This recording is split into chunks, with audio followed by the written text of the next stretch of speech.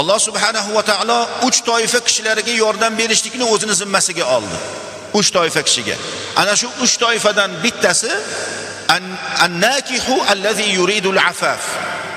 Kim uylanishlik maqsadida, o'zini pok iffatini saqlab yurishlik maqsadida oila quraman, turmush quraman deb yuradigan bo'lsa, uni muammosini hal qilishlikni Alloh subhanahu va taolo o'zini zimmasiga oldi.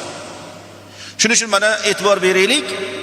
To'yi qilavergan o'zi o'tdan kelib bir pastda o'tib ketadi deb qo'yamiz. Nimaga?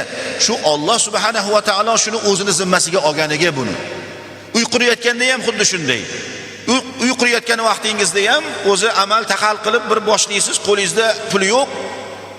Bunisini ko'magi bilan bir pastda uyni bitirib, chiroyli bir holatga ham keltirib olishlik imkoniyati bo'ladi.